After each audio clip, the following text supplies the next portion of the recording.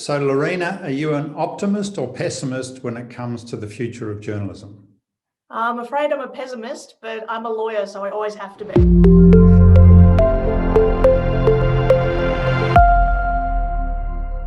And why are you a pessimist?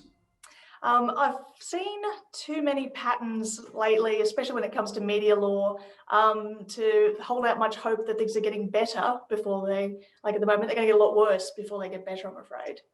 My first thought is about defamation law, as I'm sure any media lawyer would be thinking of that immediately, but also privacy law, which is something I'd like to talk about with you today. And well, let's go straight to privacy. What are the issues? At the moment, there's no official right to privacy under Australian law. People kind of assume that there is, but the privacy legislation, the Privacy Act, is actually about more to do with personal data, personal information, like medical records and telephone numbers and addresses that we collect off customers, that kind of personal information being kept private and being dealt with in a very careful way by the big corporations that collect that data. But we don't have a right to privacy itself. And that's something that comes up in immediate conflict with journalism. And are you saying there should be a right to privacy or less right to privacy? I do not want to see a right to privacy being brought into the laws of Australia, because I think it will only have a detrimental effect overall. And while that's probably a bit controversial, because I mean, everyone thinks it sounds like a nice idea and it's a human right. The fact is that we don't have a problem that needs to be fixed. We don't have a major sort of attack on privacy that needs to be resolved with legislation right now. What we would have, if that right is brought in purely, on the sort of philosophical grounds, is we don't have a counter argument in favour of the right of the public to know the news and the right for journalists to engage in investigative journalism. That's not a right entrenched anywhere in our laws either. But where's the pressure to increase the right to privacy? I just don't see that momentum. There's been law reform reports every few years for about a decade. And these reports keep coming out at state and federal level, recommending that legislation be passed to create a personal right of privacy in Australia. And that can then be litigated upon, because the way you enforce that right is by suing the people who breach your rights. And in this case, without doubt, that will be the mainstream media in Australia. So give me an example of a right to privacy that you think that is an issue. The Australian example that comes to mind is that of Barnaby Joyce and his relationship with a staffer, which by all reports at the time was an extramarital affair. Now that was not reported while Mr. Joyce was running for re-election. It was only run after he'd secured his seat. And by then, in effect, the public's interest in knowing that information and making its voting decisions based on that information had been taken from them. Yeah, but I would see that as an unhealthy relationship between the Canberra paparazzi and the politicians. And I wouldn't argue with you about that. But I think what's important is that if there was a right to privacy that was engaged in that issue, and if this same incident had happened in 5 years' time, when we have that kind of privacy rights in play, we couldn't run that story at all.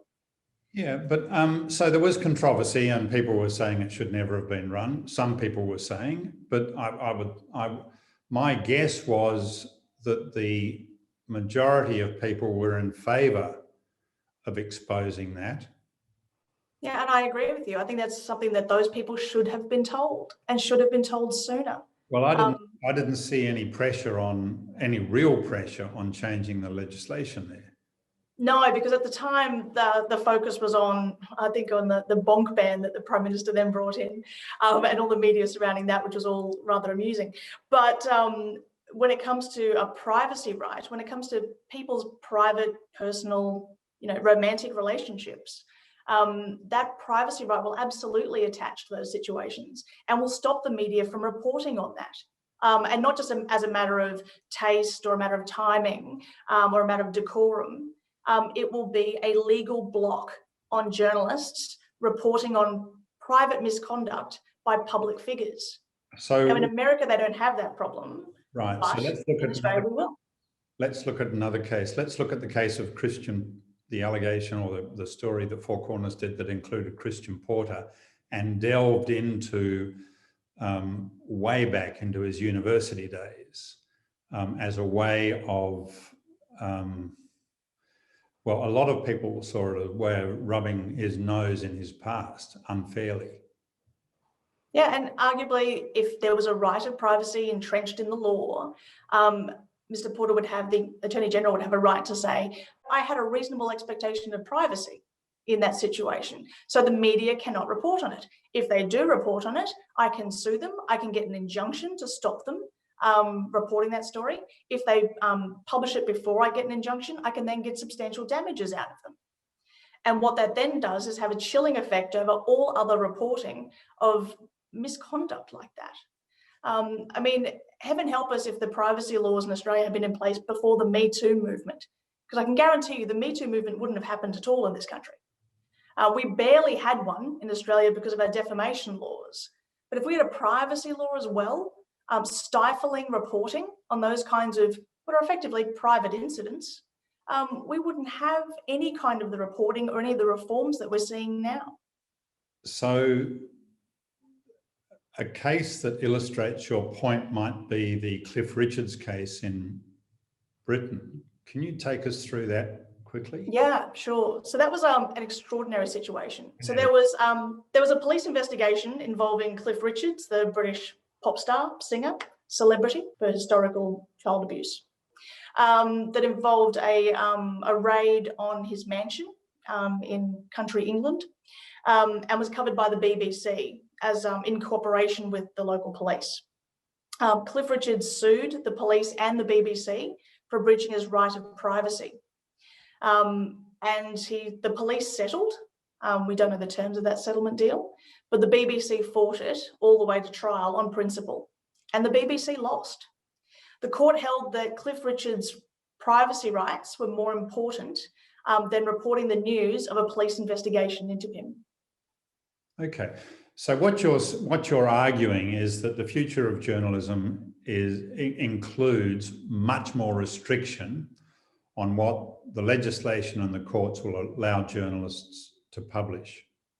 That's right. What would you like to see?